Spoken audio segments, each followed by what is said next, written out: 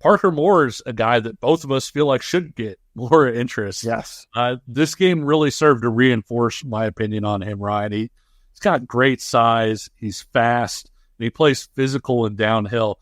I think if he sticks with Wyoming, which is where he's currently committed, he's an absolute steal for Wyoming.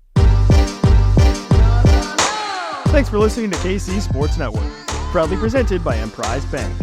If you're thinking about starting a business or know someone who is, check out Emprise Bank's SBA loans. It's always good to know your options, and they can be your partner in possible. Hello, and welcome to the Verbal Commitment Podcast here on the Kansas City Sports Network, brought to you by Home Field Apparel. I'm Kevin Flaherty, and I'm here, as always, with Ryan Wallace from GoPowerCat.com and 24/7 Sports to talk about the world of local recruiting, from Kansas and Kansas City prospects to the college classes at Kansas, Kansas State, and Missouri. This week, we're bringing you an interview with 2026 talent JJ Dunnigan of Manhattan after the Indians topped Lawrence Free State in a terrific game last Thursday.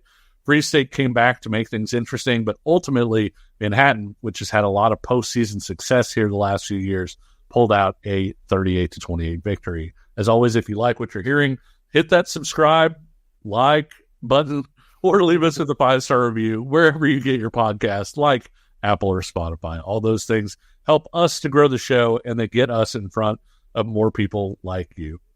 And how would you like to make an extra $500? Go to BlueWirePods.com/survey and complete the Blue Wire audience survey about you and your podcast listening habits for a chance to win a $500 gift card.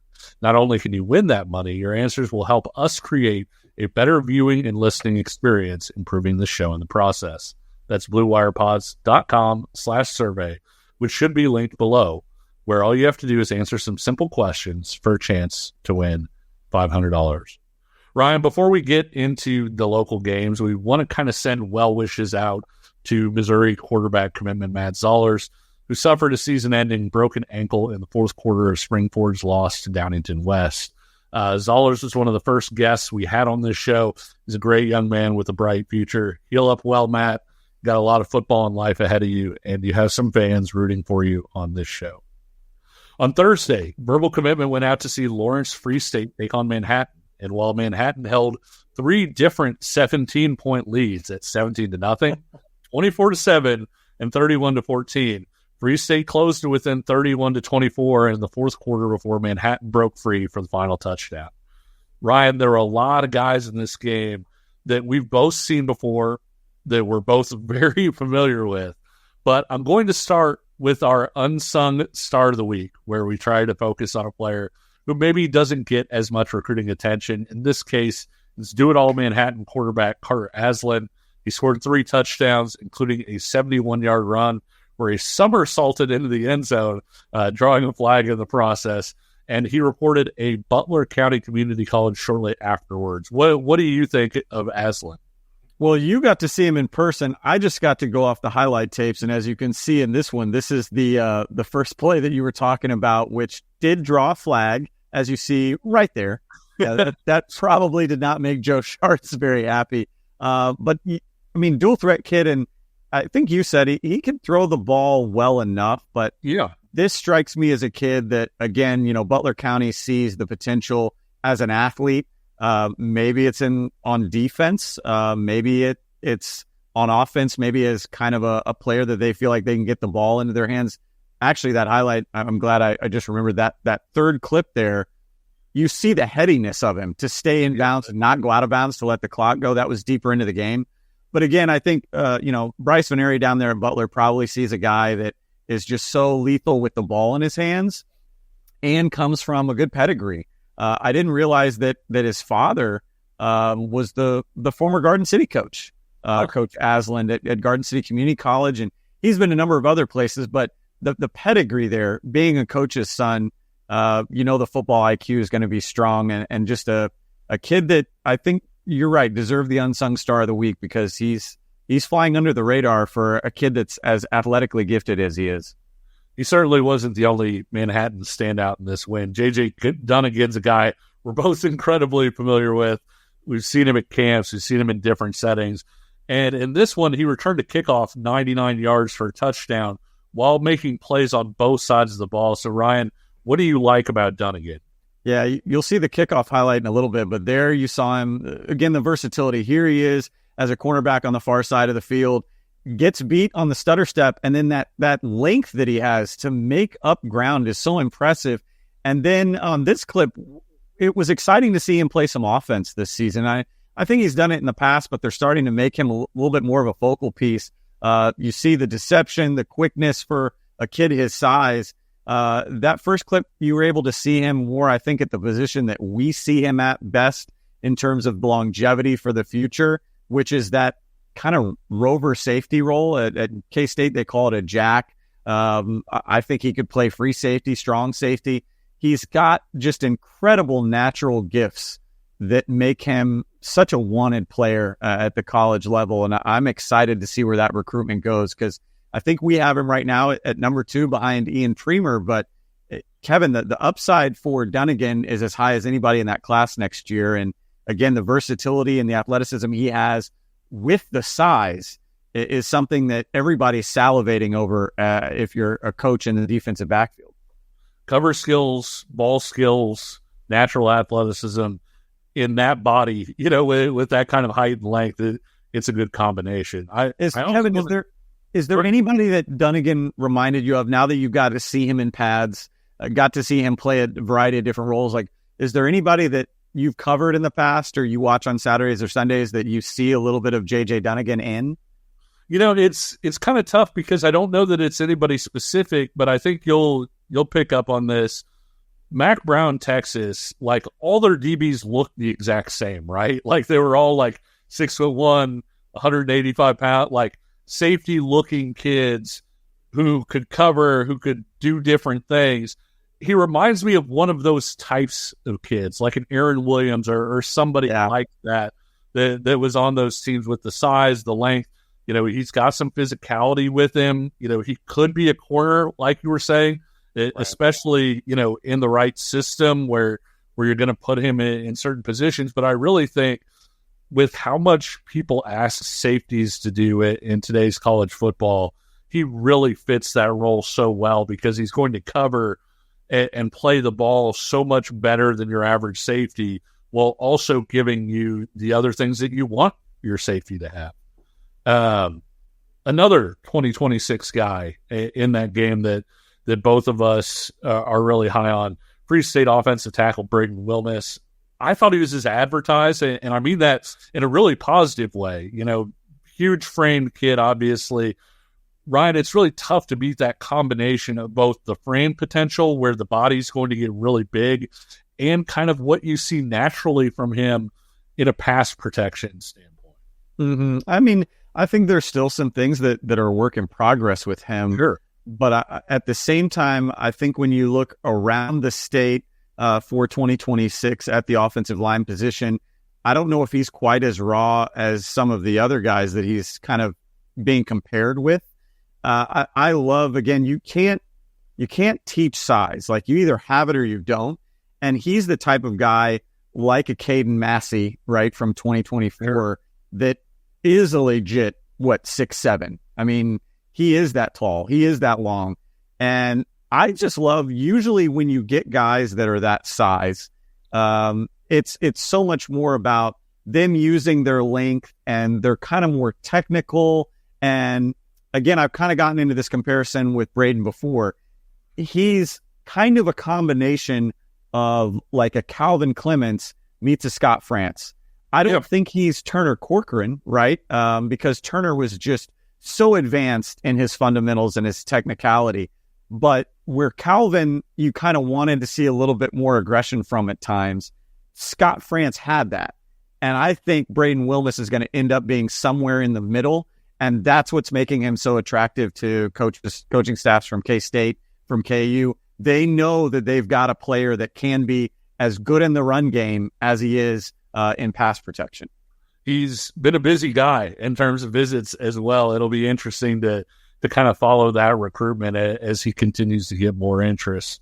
Parker Moore's a guy that both of us feel like should get more interest. Yes. This game really served to reinforce my opinion on him, Ryan. He's got great size. He's fast. And he plays physical and downhill. I think if he sticks with Wyoming, which is where he's currently committed, he's an absolute steal for Wyoming. Well, I was going to say I've done some research indirectly on Wyoming this week, having watched their game against K-State's opponent, BYU.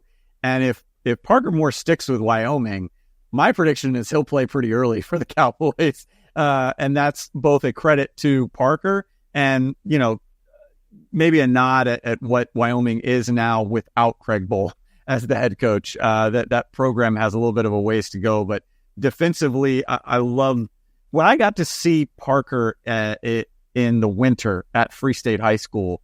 His size immediately catches you. And then you talk to Coach Stewart, and he's starting to round into form in terms of like coming off of an injury last season, where you, Kevin, got to see him, how fluid he is, how well he moves for his size. He's a much better athlete than I think people initially pegged him as a recruit in his junior year. Senior year, he's starting to show that. Yeah, I think he's probably around a 4'6" kid, legitimately as a linebacker, and you can do a lot of things with those kinds of guys. Got great instincts. A guy that I went in, interested to see it and came out with an even higher opinion of was defensive tackle Hyam Bayona. After seeing him against Manhattan, he's always been a bigger body kid, Ryan. I think more of a true nose is kind of the way you would see him because of the way he was built. But against Manhattan, Hyam was making plays up and down the line. He looked quicker and better conditioned. And honestly, I see him as an FBS player at this point. He was one of the guys that I was most disappointed I couldn't watch, and I wanted to pick your brain on the hardest about, because I've seen him outside of pads, and he's looks the part as a nose tackle. I think in pads and watching how he plays and how he moves was what I wanted to see.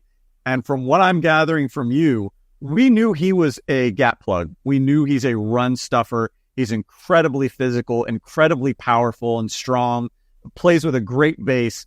But hearing you talk about his mobility at his size, 6'3", 310-ish, and running plays down at the line of scrimmage, he is starting to become a player that maybe we need to pump a little bit more, and a guy that, it will not surprise me.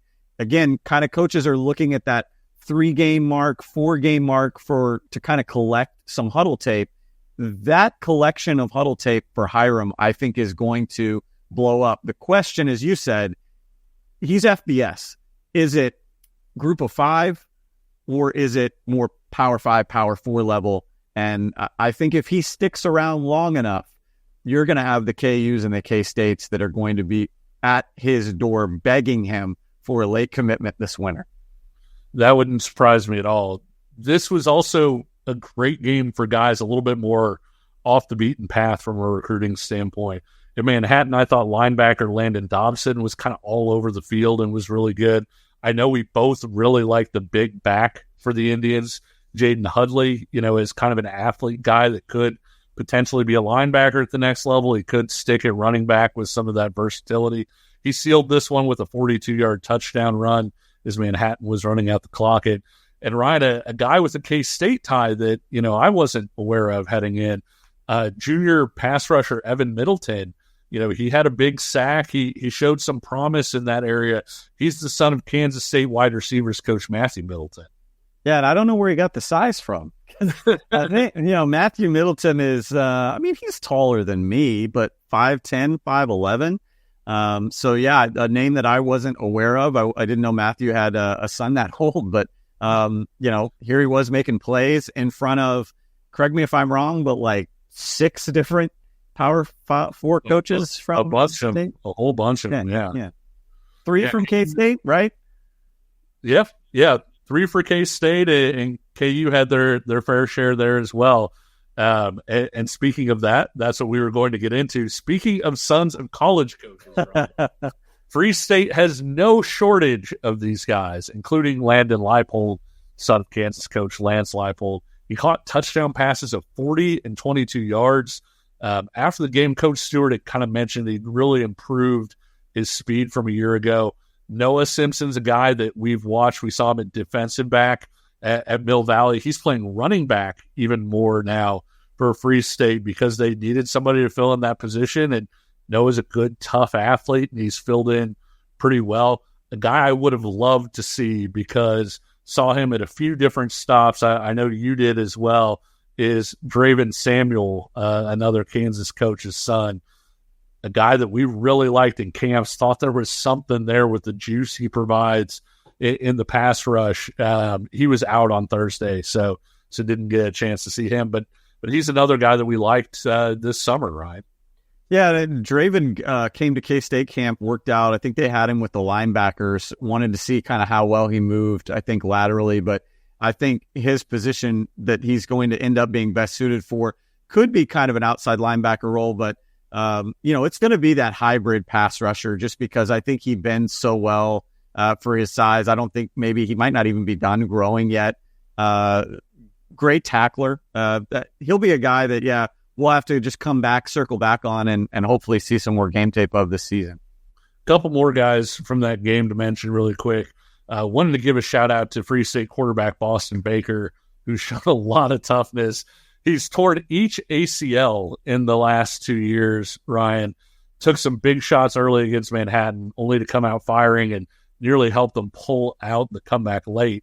And because we always like to bring you guys younger guys to keep an eye on, listen close. On Thursday, belong to a sophomore, 2027 Madden Brittingham. 5 catches, 183 yards, 2 touchdowns. His younger brother of current Kansas defensive end Jaden Brittingham. Ryan, what did you notice watching the tape? Well, I saw this highlight, which was him running away from folks. This is a kid. Speed is not, the number one trait for him. But I love just the ball skills that he shows as a younger player. And, we don't even have the highlight in here. There's another highlight. He's a physical run blocker as well. But I love the speed that he doesn't have the great burst and acceleration, right? And that could come with time. But I think the way that he separates with more, field and more ground to cover, that to me was something that I wasn't expecting from, a player that I think right now lists himself as like a 4.7 40 kid. He looks and plays faster on tape than 4.7.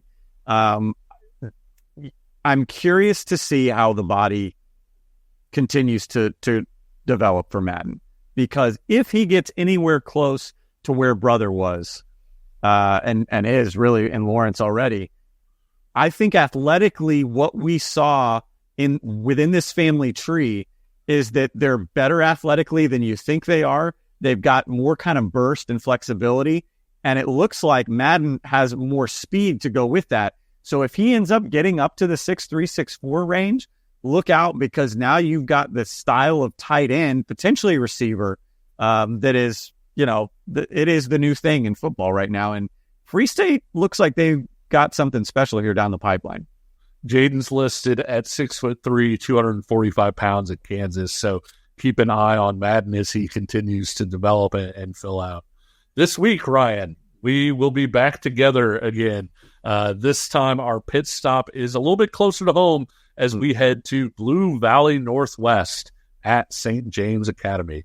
Ryan, Blue Valley Northwest could have as much FBS talent as just about anybody in the Metro, and perhaps most notably the Huskies' offensive tackle bookends in Andrew Babalola and Kansas State commitment Brock Heath.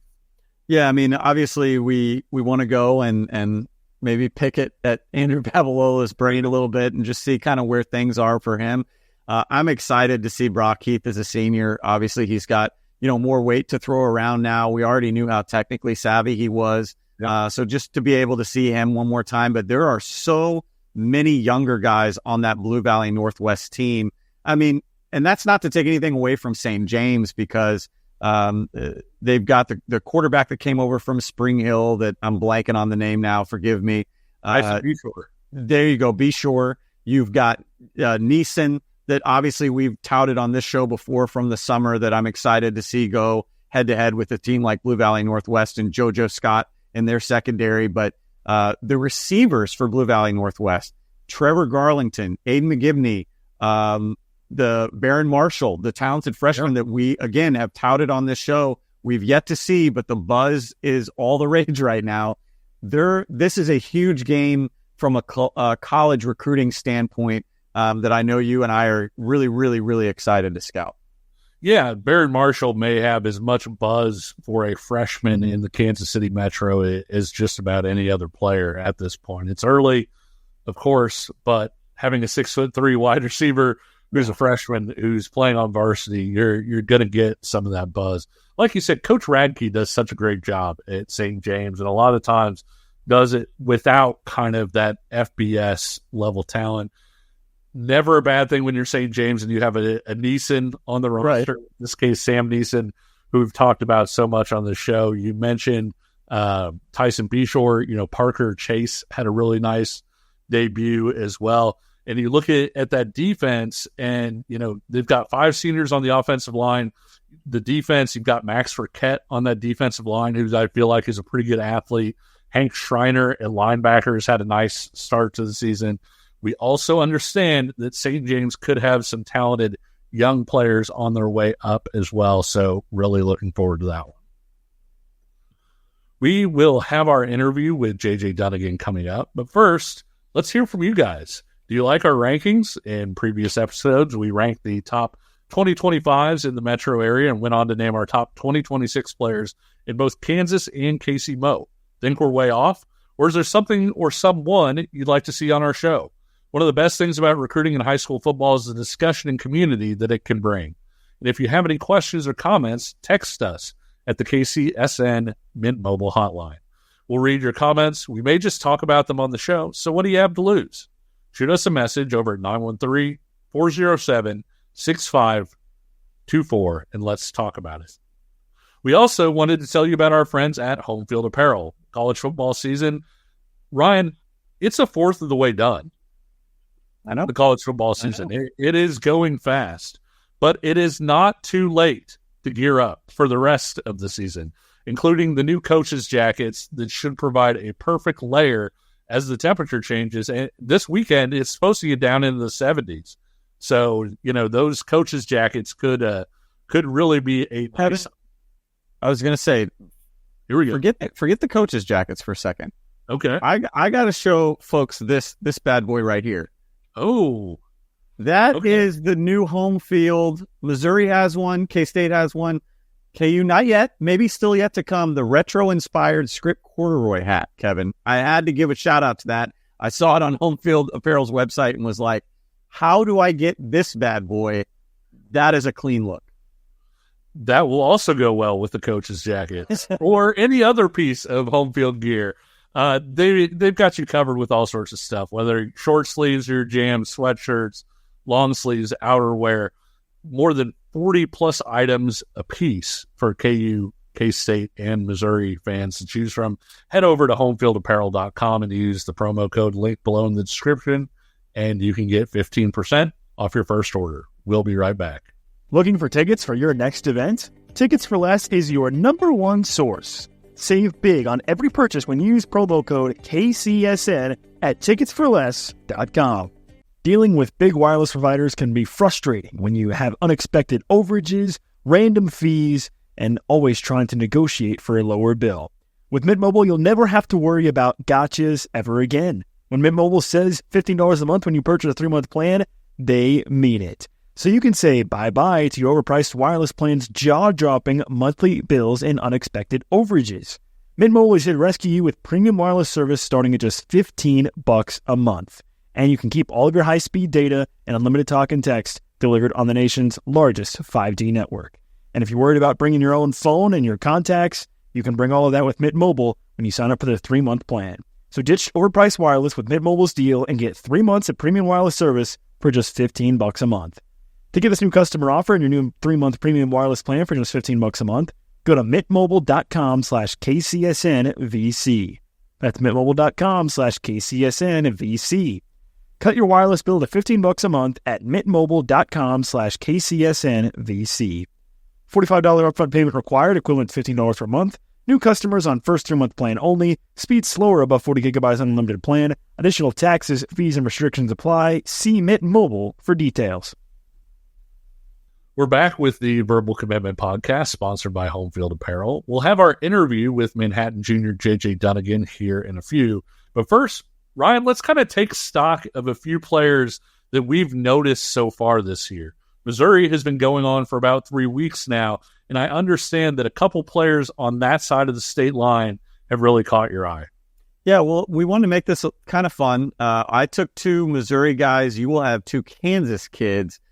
So let's start with mine. I wanted to go with a receiver, and there was a thought in my head to reward the season that Blue Springs South has already started off and give it to a guy like Gary Hill, who's a 2026 recruit at Blue Springs South.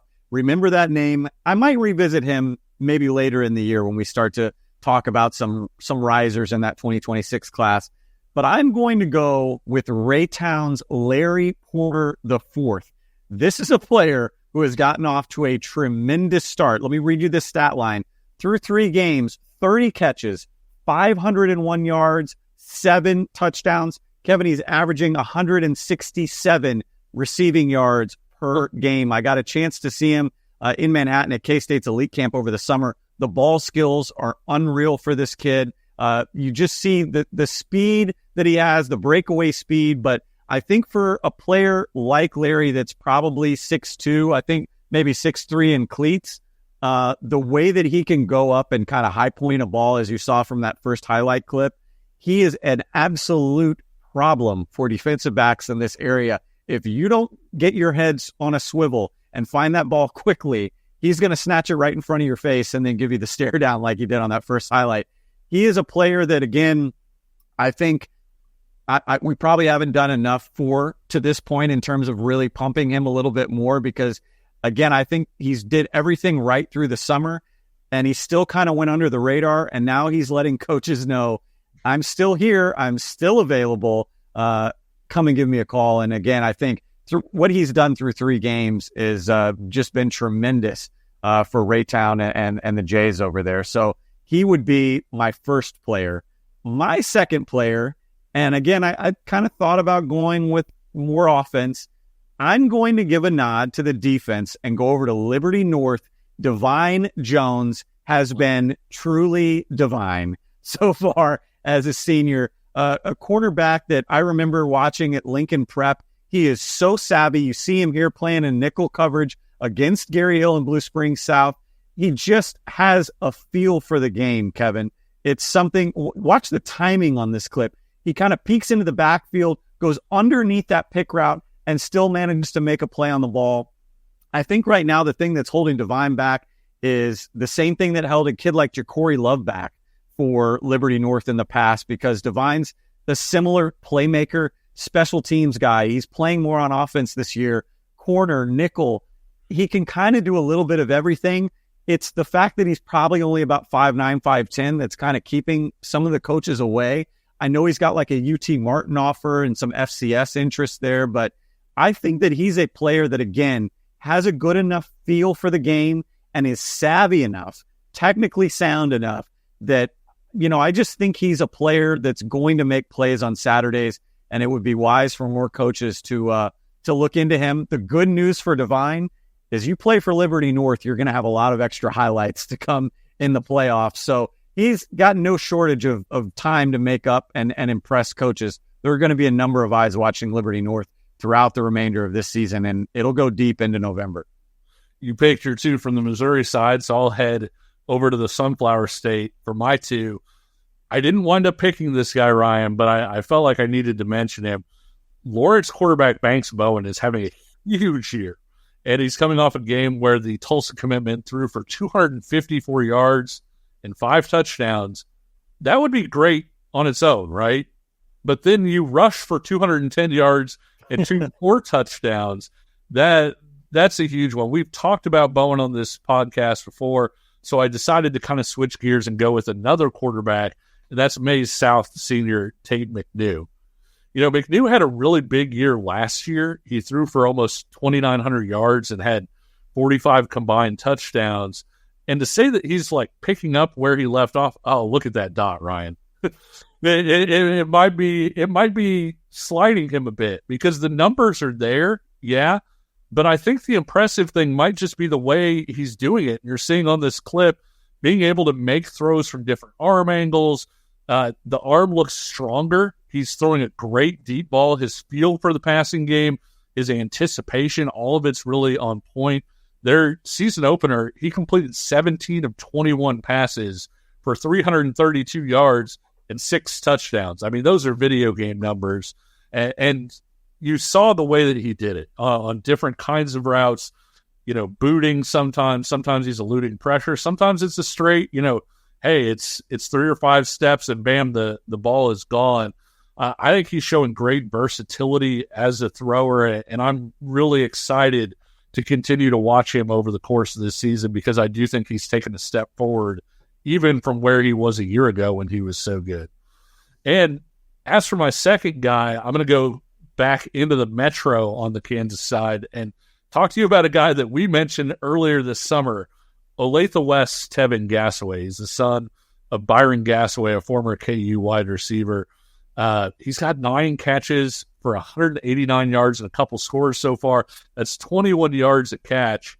And Ryan, I think that one of the things we like so much about Tevin is he's a big kid. I mean, he is 6'3" barefoot, legitimately, and he's a 10.7 700-meter guy. That's what he ran at regionals this past year. And so a lot of coaches are looking for that big outside receiver, a 6'3" kid.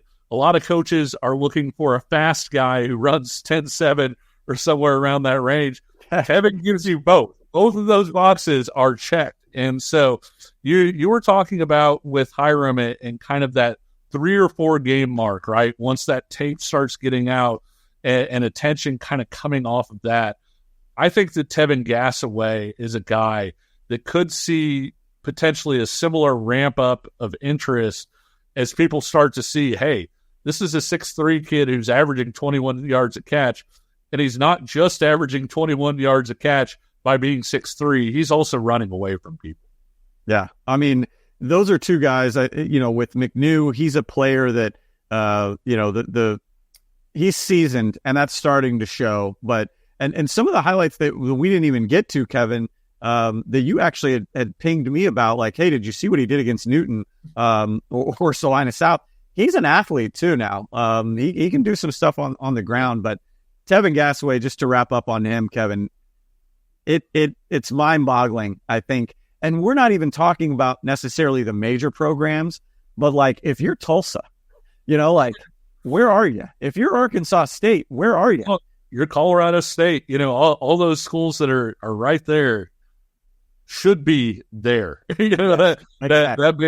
That makes so much sense because you're not usually going to get a wide receiver this late in the process with that combination of size and length and, just pure speed. And Ryan, he ran 10.77, so that sounds weird to say, but I think you're right there with me. When he fills out and he gets into a college weight room, he's only going to get more explosive, and I think he's going to get even faster in college. Well, and here's the other thing, and it provides a kind of a nice segue, I know, into our final interview of the show, but Tevin Gasway can also play a little DB now.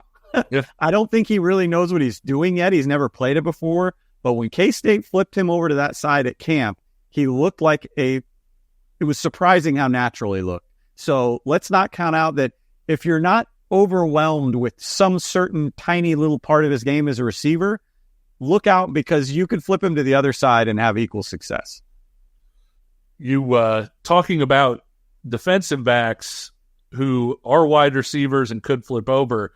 JJ Dunnigan was a defensive back that did really well at wide receiver for Manhattan and on special teams.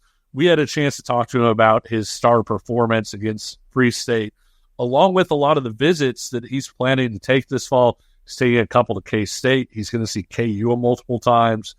Here's what he had to say about both the game and where his season is going from a recruiting standpoint. So I guess first of all, just general thoughts on the win, tight one against a team that, quite frankly, you guys maybe don't seem to love too much. Yeah, I mean, I'm proud of the win. We came in, we had to fix a couple of things on halftime. They started gaining momentum, but, our quarterback, Carter Aslan, and running back, Jaden Hoey, they got our momentum back, and, we handled business. 100% effort. Talk about the kick returner a little bit. What did you see? How did that open up? So the kick return, I tried the play before that. Actually, I chased the dude all the way down here. I got cramps in both my legs. I wasn't even supposed to be on the play, but they said JJ out there, tossed my gloves to the side, caught it, and I just never looked back from there. You realize you were about a half inch away from winding up on ESPN, like you got mossed over there in the corner. Yeah, I mean, it was a great throw. I should have kept my feet in bounds, but we'll get it next week. What's it like this year, kind of playing all over the place? You played some corner, some safety, wide receiver, return kicks. How do you like that? I like that. I mean, just as an athlete, going wherever the team needs me in the moment. If they need me at corner or, if they need me at safety for, long downs. Do you have a spot that you prefer at all? I prefer DB over the offensive side, but, I love playing wide receiver too. Just chance to go be an athlete, like you said? Be everywhere. What was Nebraska like last weekend? I know you were there for the Colorado game. What was that atmosphere like, and what did you try to take away from that? It was very exciting. The crowd was packed. I mean, that was probably the loudest game I ever been in my life. Defense played great. There was a lot of big recruits there, and overall it was a great experience. And I talked to Coach Butler, the corners coach, and they really want me there, and it was great. I loved it. Obviously, son of a former K-State player. Yep. What are your thoughts on the Wildcats? I grew up here my whole life, and I love the Wildcats, but just building my relationship with every coach I can to see the best opportunity for me.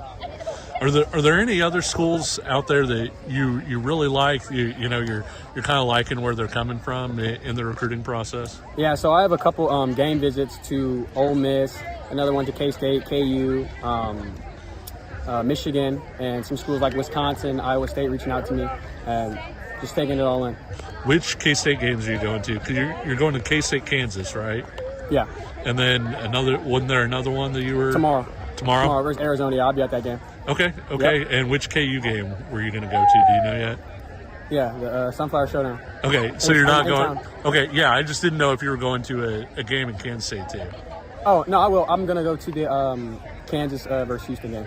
Okay, and then you said Ole Miss. Do you have a game set up with them? Yeah, I mean, we're still figuring out which ones because it's kind of far away. I'm going to have to make it the next day, so we're still setting that up.